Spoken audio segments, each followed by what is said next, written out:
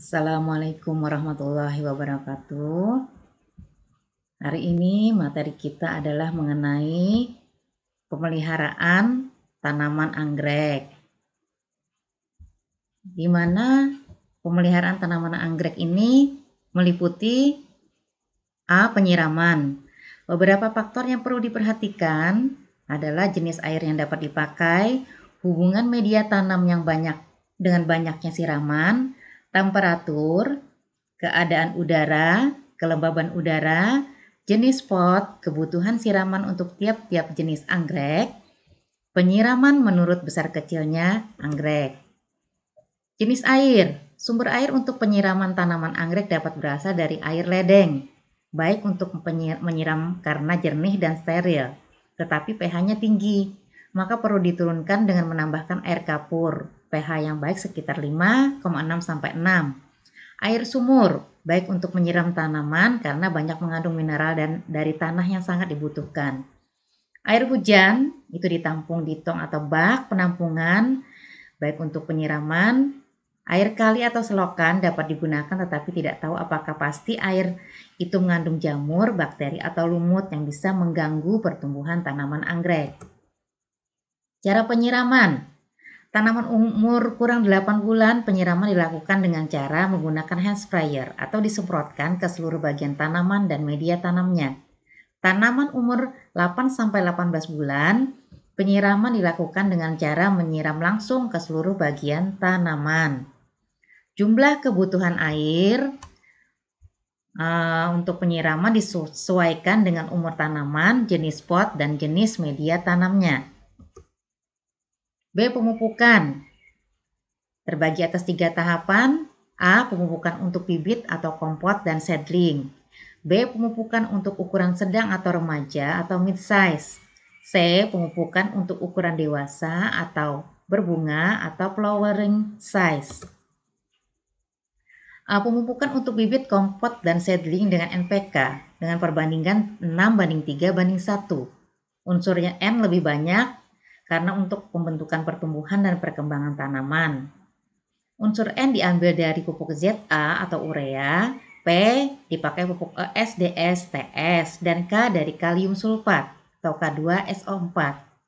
Untuk urea itu dipakai 0,6 gram untuk 1 liter air, AS 0,3 gram untuk 1 liter air, dan ZK 0,1 gram untuk 1 liter air. B. Pemupukan untuk ukuran sedang atau mid-size dengan NPK perbandingan 3:3:3 yang sama banyak. Di sini tidak memerlukan tambahan pupuk, maka dapat disusun sendiri pupuk yang mengandung NPK dengan cara misalnya urea, DS, K2SO4 itu 0,3 gram untuk 1 liter air. C. Pemupukan untuk ukuran berbunga flowering size. Tanaman yang sudah berbunga itu perbandingan pupuk NPK-nya 1:6:1. Cara pemberian pupuk. A. Ditaburkan. Untuk pupuk bentuk padat atau powder dilakukan dengan cara hati-hati. Jangan tersangkut pada daun atau batangnya karena dapat menyebabkan daun atau batang terbakar. B. Disiramkan karena anggrek dapat menyerap air dan garam-garam yang terlarut di dalamnya. Jadi cara ini banyak dilakukan. C. Disemprotkan.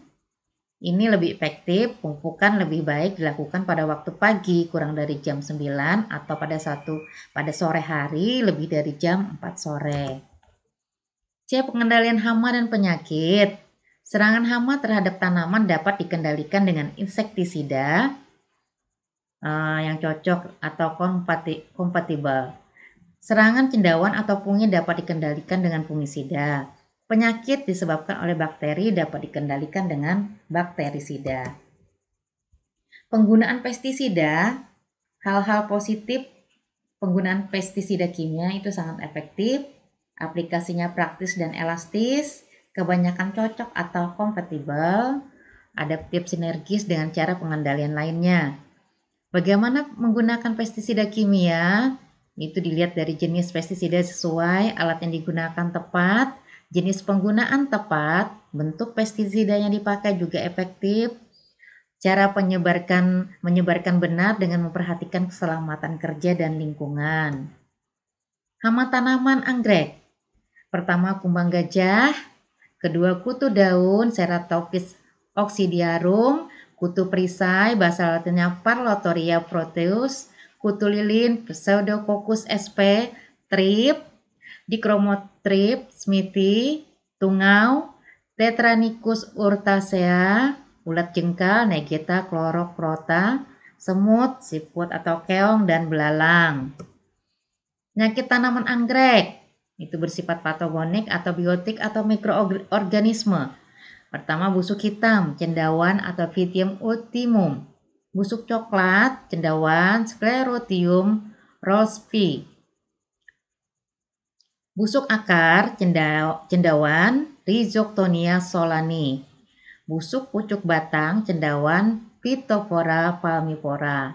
Busuk lunak termasuk bakteri Erwinia chorotophora. Bercak daun, cendawan Cercospora dendrobi. Bercak coklat, bakteri Pseudomonas sp.